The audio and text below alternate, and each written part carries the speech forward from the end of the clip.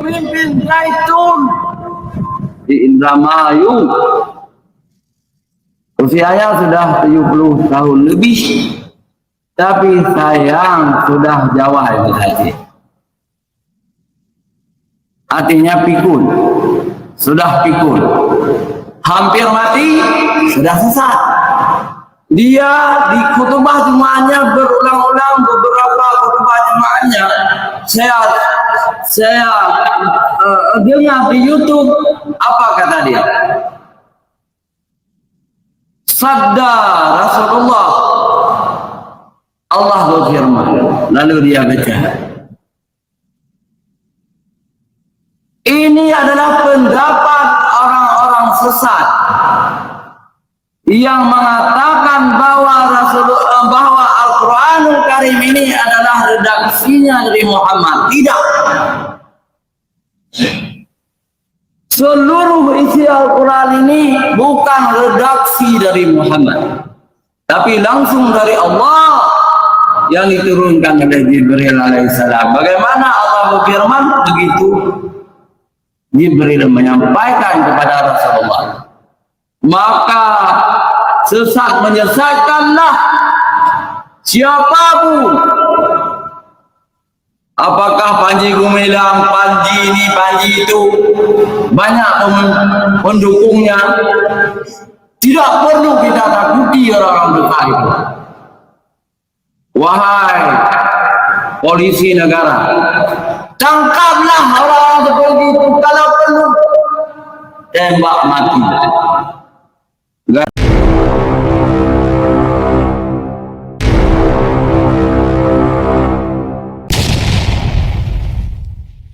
Video berikut.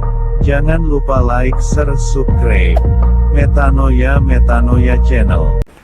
Hukuman mati, ya ini saya lihat ya, dan saya dengar apa yang diucapkan oleh seorang pria dewasa dari Aceh ini. Ini saya lihat omongannya ini ngawur ya. Mungkin juga dia ini lagi pikirannya stres, depresi, atau mabuk hawa nafsu ya, mabuk agama berlebihan, sehingga dia melawan konstitusi, melawan undang-undang 1945 dan merombak hukum-hukum yang sudah diatur di negara Republik Indonesia. Karena tidak ada hukuman mati untuk seseorang ya yang meyakini sesuatu, memuji, menyembah dengan cara yang berbeda dengan rekannya walaupun satu agama, itu tidak ada hukuman mati ya. Jadi untuk Panji Gumilang nggak layak lah hukuman mati untuk diberikan kepada dia. Dihukum pun saya rasa ya nggak layak kalau menurut saya. Kenapa? Karena dia mempunyai keyakinan sendiri cara dia bagaimana memuji menyembah Tuhan, yaitu kan hak asasi manusia sebenarnya. Kecuali dia itu menjelek-jelekkan dengan kata-kata, itu mungkin ya. Tetapi kalau dia memuji menyembah Tuhan dengan dia gaya sendiri, cara sendiri, ya menurut saya berhak dong untuk memberikan tanggapan. Ya nggak masalah. Seperti kami ya, kami itu Kristen itu ada kitabnya sama, Alkitabnya sama, tetapi nama denominasinya berbeda-beda. Misalnya Katolik, Protestan ini dibagi lagi banyak sekali nih. Ada HKBP, ada GPM, ada GKPB, apa itu, GPIB, gereja-gereja kesukuan banyak sekali. Gereja kesukuan itu kalau memuji menyembah Tuhan itu diam, senyap begitu ya. Maksudnya teduh begitu nyanyinya gitu. Nggak ada tepuk tangan, main gitar terus pakai drum, nggak ada gitu. Pakai seruling, pakai trompet, nggak ada begitu ya. Terus kalau Katolik lebih lagi, lebih apa? Lebih sahdu lagi, lebih slow lagi gitu loh. Sedangkan di gereja karismatik aja, Pantekosta, Pentakosta aja itu udah lain. Ya, padahal Pantekosta, Pentakosta itu hanya beda A dan E, itu udah beda ya. Terus di gereja-gereja Betel misalnya, itu ada perbedaan-perbedaan liturgi ya. untuk menghadap Tuhan Yesus itu ya. Ada perbedaan-perbedaan.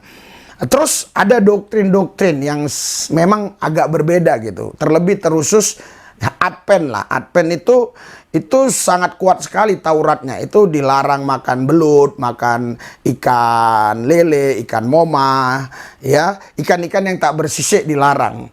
Ya, haram. Terus minum kopi haram. Minum teh juga nggak boleh ya. Nah, jadi air putih aja bolehnya. Larangannya begitu banyak. Semua Taurat ya, Taurat yang tertulis di Taurat itu semuanya itu dipraktekkan mereka ya, harus dilakukan seperti yang tertulis di Taurat itu secara letterlek ya. Sedangkan kita yang karismatik ini, maksudnya yang Protestan ini, yang bagian aliran karismatik ya, baik Protestan HKBP juga, itu meyakini bahwa Yesus sudah selesaikan itu. Makanya Yesus bilang, akulah penggenapan hukum Taurat itu sudah selesai. Artinya memang tulisan itu tidak boleh dihapus. Karena ada ayatnya mengatakan tidak satu iota pun yang tertulis dihapus, tidak boleh.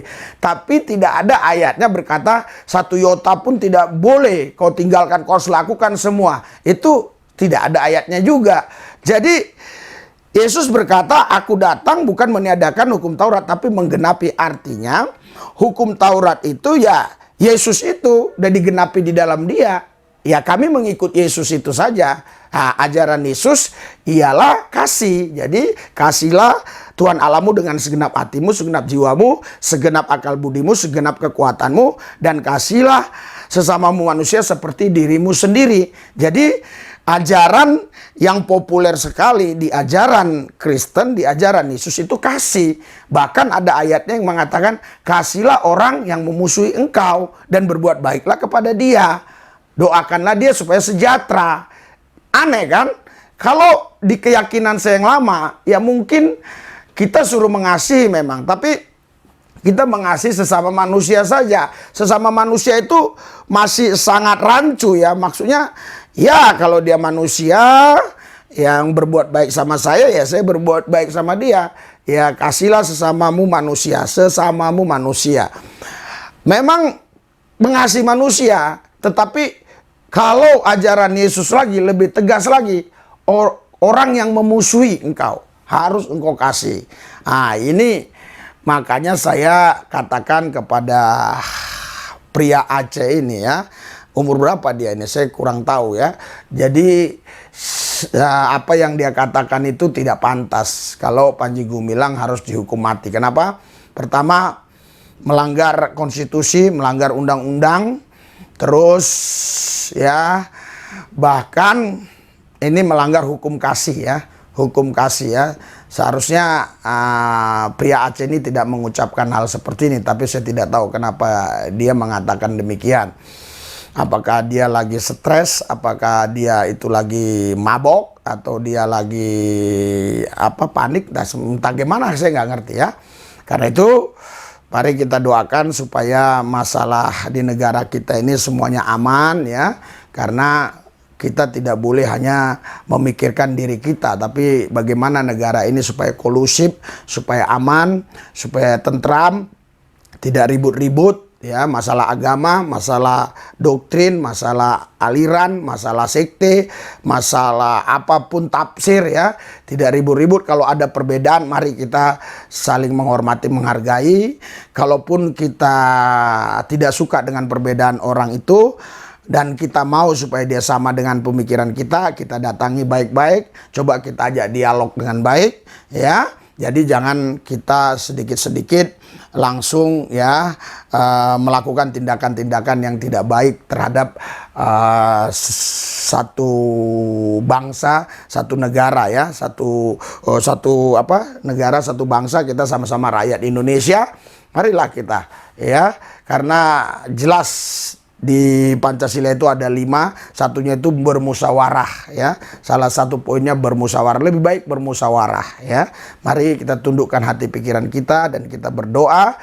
Hadirat urapan dan kuasa Tuhan bekerja biarlah damai Indonesia terjadi Tuhan. Indonesia ini biar damai Tuhan. Kami melihat sekarang sedang bergejolak, banyak sekali gejolak masalah agama-agama.